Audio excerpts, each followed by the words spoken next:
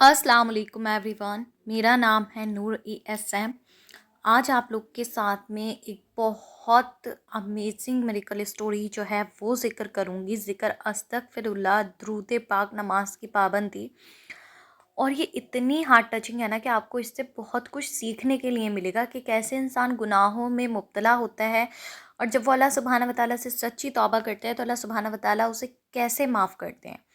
और कुछ लोग जो हमारी ज़िंदगी में महज़ एक टेस्ट बन के आते हैं, और अल्लाह सुब्हाना व तआला हमें किन लोगों के थ्रू जो है वो आजमाइश में डालते हैं। हो सकता है ये वीडियो जो है ना वो आपके लिए एक साइन हो, और आपको इससे अल्लाह सुब्हाना व तआला कोई इशारा दें, जैसे अल्लाह सुब्हाना व तआला ने मुझे दिया था।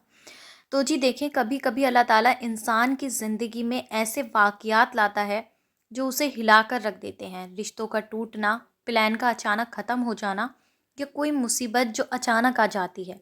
हम समझते हैं कि शायद अल्लाह हमसे नाराज़ हो गया है, लेकिन हकीकत इसके बिल्कुल उलट होती है। जब अल्लाह किसी बंदे को अपने करीब लाना चाहता है ना, तो वो पहले उसको दुनिया के सहारे तोड़ देता है। वो चीज़ें उससे दूर कर देता है जिसको वो बेइंतहा चाहता था, या जिसके पीछे वो पागल था, जिसके सिवा उसको अल्लाह सुब्हाना व तआला की मोहब्बत या कुछ नज़र नहीं आता। जब अल्लाह सुब्हाना व तआला से ज़्यादा हम किसी चीज़ को चाहने लगते हैं और दुनिया में मशरूफ़ हो जाते हैं, तो ये टेस्ट हम सबकी ज़िंदगी में ज़रूर आता है।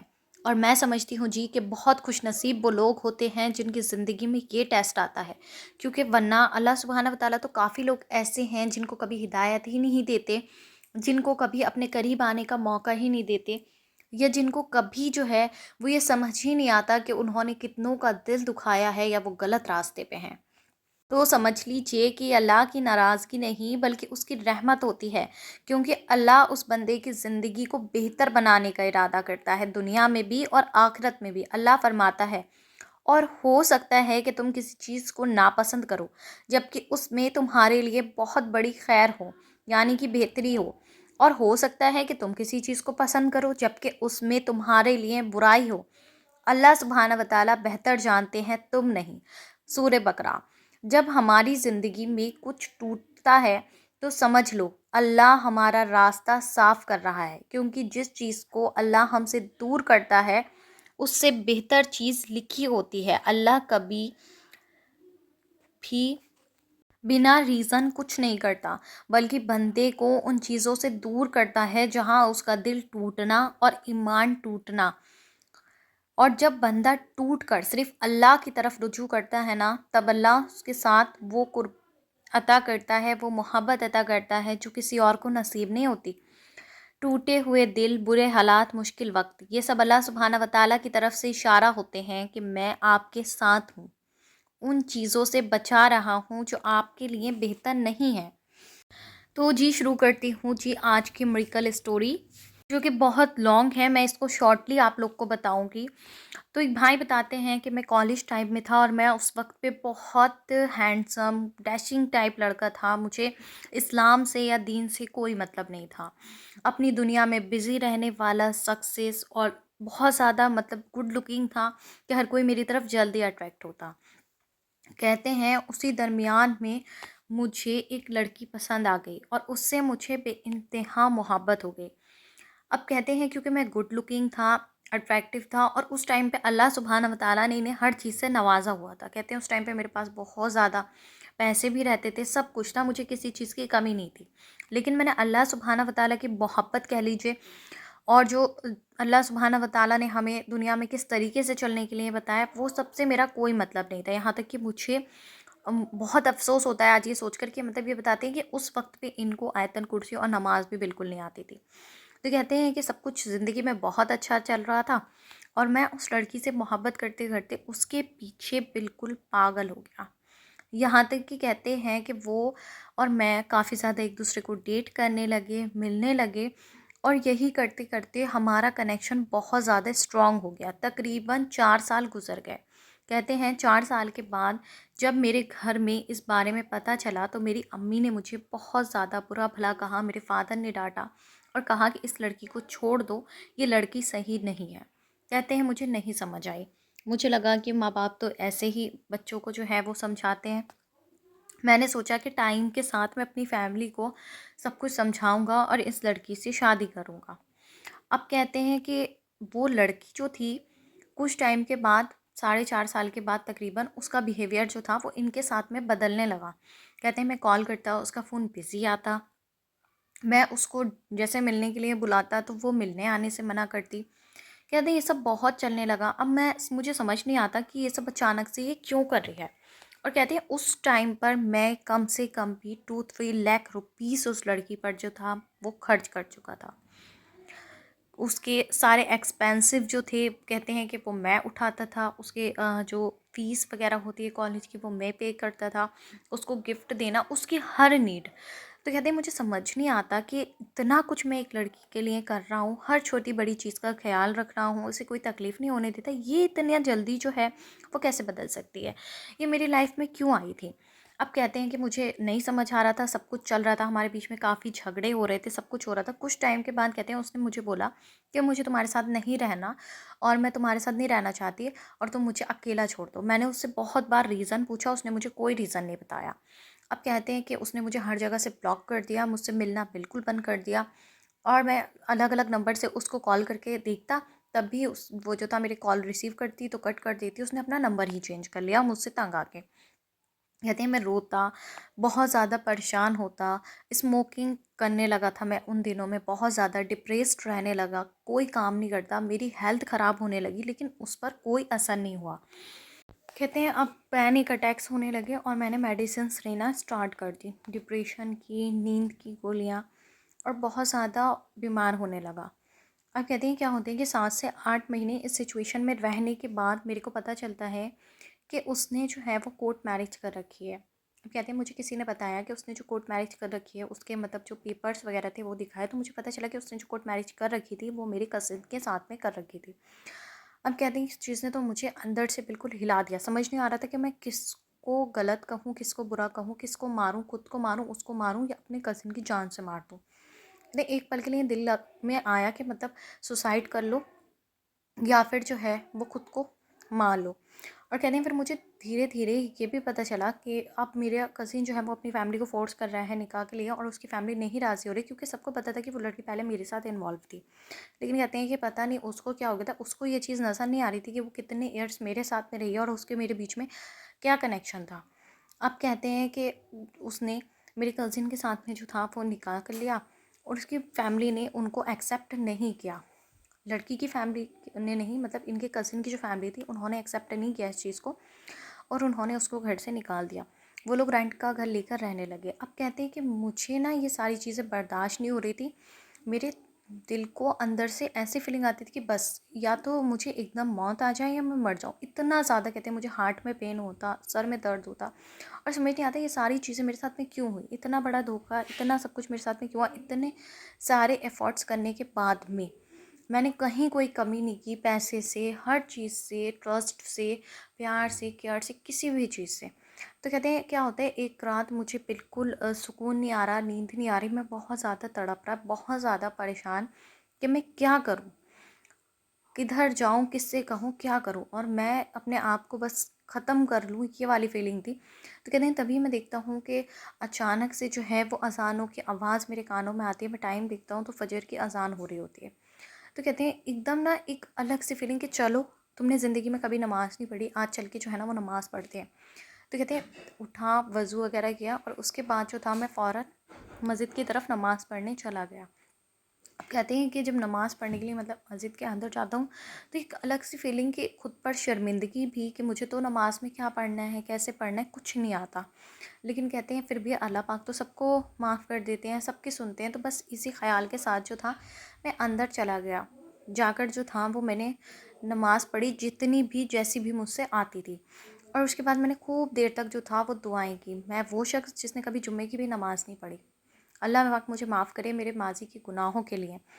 तो कहते हैं कि जब मैंने इतनी सारी वहाँ पे दुआएं की, रोया, रो के घर पे वापस आ गया।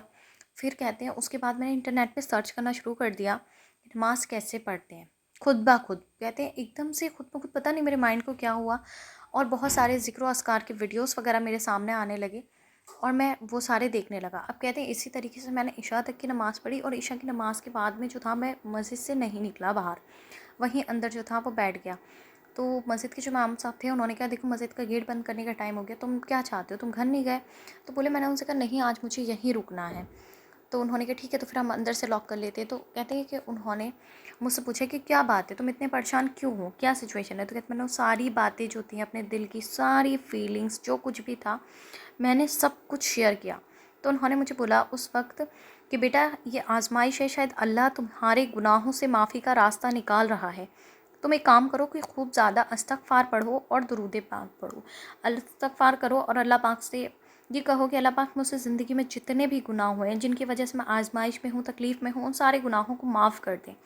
तो कहते हैं मैंने वहाँ पे इस्तग़फ़ार सीखा और उसके बाद जो था, मैंने इस्तग़फ़ार करना शुरू कर दिया। और कहते हैं पूरी रात मैं वहीं पे रोता रहा, गिड़गिड़ाता रहा, तड़पता रहा और अस्तग़फ़िरुल्लाह करता रहा। कहते हैं जब सुबह दोबारा से फ़जर की अज़ान हुई, मैं वहीं पर सो गया था और मेरी आँख खुली तो मेरे दिल को एक, जैसे ना किसी ने एक तसल्ली सी आती है कि बस अब जो है ना वो सब कुछ ठीक हो जाएगा, अब तुम्हें अल्लाह मिल गया, अब सब कुछ ठीक हो जाएगा, तुमने परेशान होने की ज़रूरत नहीं है। कहते हैं कि मैंने महसूस किया कि अल्लाह सुब्हानहू व तआला ने मेरा दर्द छीन लिया। मेरे दिल में जो वो गलत फ़ैसला था, मेरी ज़िंदगी का जो गलत मोहब्बत थी मेरी ज़िंदगी की, जिसको हर कोई मुझसे कहता है कि ये तुम्हारे लिए ठीक नहीं है, ये तुम्हारे लिए बहुत ज़्यादा गलत साबित होगी, इसको जो है ना वो छोड़ दो। वो चीज़ मुझे रियलाइज़ हुई उस वक़्त पे कि अल्लाह पाक ने मेरे लिए जो भी किया वो बेहतर किया। कि वरना जिस चीज़ से मैं बाहर नहीं आ रहा था ना, उस टाइम मेरे दिल में एक तसल्ली हुई कि हाँ, अल्लाह जो करता है वो बेहतर करता है और इसी में मेरी भलाई थी।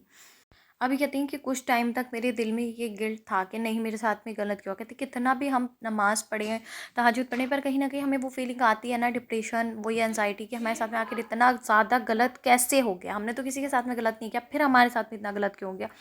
तो कहते हैं मैंने दुरूद इब्राहीम पढ़ना शुरू किया 313 मरतबा रोज़ाना डेली बेसिस पर। तो कहते हैं अब मुझसे कोई कहता है ना कि तुम्हारे साथ चीटिंग हुई है, धोखा हुआ है, तो मेरे मन से एक ही ख्याल निकलता है कि नहीं, मेरे साथ कुछ गलत नहीं हुआ, अल्लाह पाक ने मुझे गुनाहों से बचाया था, गलत रिश्ते से बचाया था और मेरी किस्मत को बहुत ज़्यादा बेहतर बनाना था, इसलिए मेरी लाइफ में जो है वो ये सब कुछ हुआ।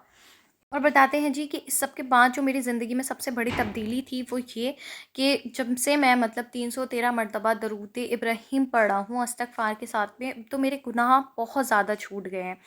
मेरा फ़ालतू टाइम वेस्ट करना बिल्कुल छूट गया है, नमाज़ों की पाबंदी शुरू हो गई है, मैंने दाढ़ी रख ली है, इस्लाम को सीखना और समझना शुरू कर दिया है, कुरान पाक जो है मैं अब पढ़ रहा हूँ और छोटी सूरतें जो हैं कुरान पाक की उनको मैं याद कर रहा हूँ, जो कि मुझे कभी याद नहीं थी। कहते हैं उसके बाद से मैंने हर एक दुआ को याद किया, सीखा, सब कुछ पढ़ा और अल्लाह सुब्हानहू व तआला के हुकूक को, हिदायत को समझने की कोशिश की। और बताते हैं जी कि मुझे तकरीबन 5 लाख रुपए की ज़रूरत थी, बहुत ज़्यादा इमरजेंसी में। क्योंकि मैं चाहता था कि अब मुझे कुछ पैसे मिल जाएँ और मैं अपना कारोबार सेट कर लूँ। लेकिन पैसों की मुझे बहुत ज़्यादा जल्दी थी। तो इन्हें मैं 313 मरतबा रोज़ाना दरूद इब्राहीम जो पढ़ा था उसको मैंने एक ही मतलब जैसे पहले बताते हैं कि पढ़ते थे तो वो पूरे दिन में पूरा कर लेते थे, जब टाइम मिला। लेकिन कहते हैं जब मुझे ज़रूरत पड़ी पैसों की, तो मैंने एक ही वक़्त पे बैठ के इशा के बाद 313 मरतबा दरूद इब्राहीम पढ़ा, बहुत ध्यान और तवज्जो के साथ में। कि मुझे जो है वो पैसे मिल जाएँ जितने मुझे चाहिए और अल्लाह सुब्हानहू व तआला से अपनी ज़िंदगी के लिए बहुत ज़्यादा दुआएँ की। तो कहते हैं कि इसको पढ़ने से मेरी ज़िंदगी में 2 बहुत बड़े मिरेकल हुए। पहला, बताते हैं कि मुझे जितने पैसे चाहिए थे 5 लाख रुपए, उससे डबल मुझे मिले अल्हम्दुलिल्लाह, और ऐसी जगह से मिले कि मेरा कभी गुमान भी नहीं जा सकता था कि ये मेरी लाइफ़ में पॉसिबल है कि नहीं है। दूसरा मिरेकल ये बताते हैं कि इसको पढ़ने से ये हुआ, 41 डेज़ से ज़्यादा ये कहते हैं कि मैंने पढ़ा है एक जगह बैठकर। तो मेरा एक जगह से प्रपोज़ल आया और लड़की वालों की तरफ से खुद प्रपोज़ल आया और वो लड़की कहते हैं बहुत किरदार की अच्छी, बहुत नेक, बहुत बेहतरीन, कि मैं सोच नहीं सकते थे कि मेरे लिए भी कभी ऐसा प्रपोज़ल आ सकता था।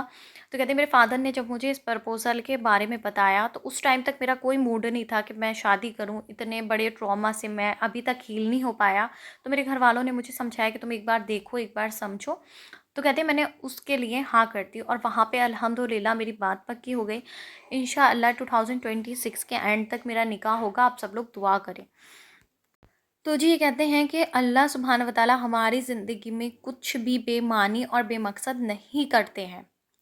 हर देरी में, हर चीज़ में अल्लाह सुब्हानहू व तआला की हिकमत और मसलहत छुपी हुई है। लेकिन हम खुद इतने जल्दबाज़ होते हैं कि हमारा मन करता है कि जो चीज़ हमें चाहिए वो आज के आज ही हमें मिल जाए। 3 मंथ्स के अंदर हमें मिल जाए, 4 मंथ्स के अंदर हमें मिल जाए।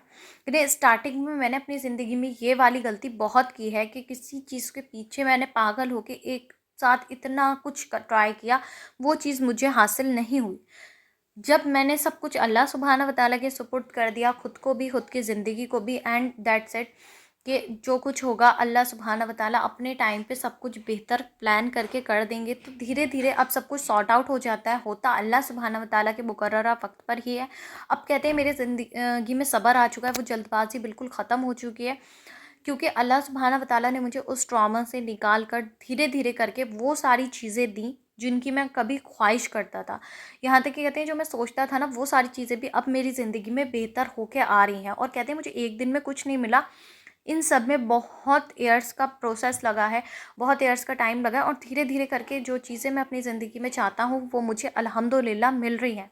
तो कहते हैं इंसान को कभी भी जल्दबाज नहीं होना चाहिए। और ये कहते हैं कि जब आप ज़िक्र करें तो उस ज़िक्र को कॉन्टिन्यूस करते रहें, ये नहीं कि आप सोचें कि अभी मैंने 7 डेज़ पढ़ा है तो बस 7 डेज़ के बाद मेरा मसला हल हो जाएगा। अभी मैंने 10 डेज़ पढ़ा है तो 10 डेज़ के बाद मेरी प्रॉब्लम सॉल्व हो जाएगी। कहते हैं नहीं, आप बस कंटिन्यू रखें अपने ज़िक्र को, और एक ही ज़िक्र को, दरूद पाक और इस्तग़फ़ार को इतना स्ट्रांगली पकड़ लें कि आपने उसको बिल्कुल भी नहीं छोड़ना है। कहते हैं कि वो चीज़ में जो देरी हो रही होगी आपको मिलने में, या जो उसके बीच में नफ़रतें होंगी, बुराइयाँ होंगी, या आपके लिए जो शर भी होगा ना, उस चीज़ में बुराई भी छुपी होगी। अगर कोई चीज़ आपके लिए बुरी भी है तो वो चीज़ें आपकी ज़िंदगी से निकल जाएंगी और पॉजिटिव एनर्जी आपकी तरफ आएगी, और धीरे धीरे करके वो चीज़ अपने परफेक्ट टाइमिंग पे अल्लाह सुब्हाना व तआला के हुक्म से आपको मिल जाएगी। और इनकी इस बात से ना मैं भी टोटली एग्री करती हूँ, क्योंकि मैंने अपनी लाइफ में ये बहुत एक्सपीरियंस किया है। तो जी, आप लोग ने दरूद पाक और इस्तग़फ़ार को कभी भी पढ़ना नहीं छोड़ना है। इसी के साथ मुझे दीजिए इजाज़त, इंशाल्लाह मिलते हैं नेक्स्ट वीडियो में। तब तक मुझे और उम्मत मुस्लिमा को और मेरी फैमिली को लाज़मी दुआओं में याद रखें।